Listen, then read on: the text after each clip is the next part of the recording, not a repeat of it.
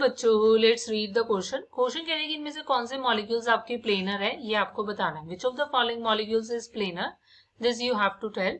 सो बच्चों देखो, सबसे पहले हमें इस क्वेश्चन का की कॉन्सेप्ट जो है वो समझना होगा।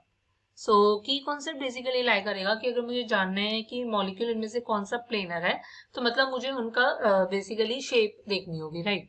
और शेप के लिए मुझे निकालना होगा, तो उसके लिए मुझे स्टेरिक नंबर देखना होगा। तो स्टेरिक नंबर होता है कि कितने नंबर ऑफ लोन पेयर्स है, कोई भी आपका सेंट्रल एटम है उस पर, और उसने कितने नंबर ऑफ सिग्मा बॉन्ड्स बनाए हैं। सो इससे मुझे उसकी हाइब्रिडाइजेशन और शेप के बारे में पता लगेगा, और मैं फिर पता लगा लूंगी कि आपका कौन सा मॉलिक्यूल जो है वो प्लेनर है। फाइन।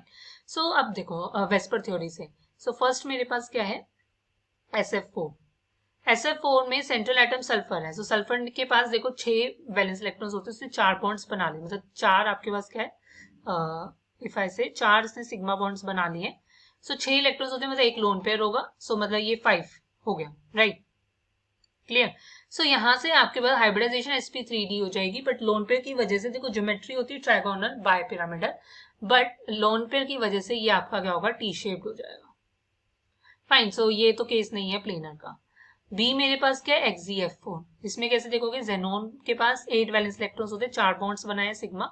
सो 4 इलेक्ट्रॉन्स ऐसे की ऐसे अनबॉन्डेड है, तो मतलब 2 लोन पेयर हो गए, तो मतलब 6। हाइब्रिडाइजेशन होगी sp3d2, राइट। और 2 लोन पेयर की वजह से शेप, ज्योमेट्री तो देखो वैसे होनी चाहिए थी ऑक्टाहेड्रल, बट 2 लोन पेयर की वजह से शेप हो जाएगी अब आपकी स्क्वायर प्लेनर। सो यही हमारे पास आपका आंसर होगा।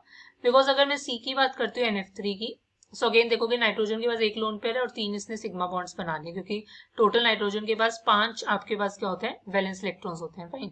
सो 5 में से उसने 3 बॉन्ड बना लिए, तो मतलब 3 सिग्मा बॉन्ड और 1 लोन पेयर आपके पास रहेगा। सो ये आपका क्या होगा, 4। sp3 का मतलब ज्योमेट्री होती है टेट्राहेड्रल, बट एक लोन पेयर की वजह से ये आपका क्या होगा, trigonal pyramidal. Trigonal pyramidal, right. So ये भी हमारे पास आपका क्या है, प्लेनर तो नहीं है। नेक्स्ट अगर मैं मूव करती हूँ डी पर, सो डी मेरे पास क्या है, SiF4। So silicon, silicon basically carbon family का है, तो इसके 4 वैलेंस इलेक्ट्रॉन्स होते हैं, तो 4 के 4 ही बॉन्ड्स बना लेते हैं, मतलब लोन पेयर तो 0 हो गए, 4 के 4 बॉन्ड, और 0 लोन पेयर का केस है तो टेट्राहेड्रल ज्योमेट्री होगी, सो ये भी प्लेनर नहीं है। So the final answer is option B. Hope you understand it well. Best of luck. Thank you.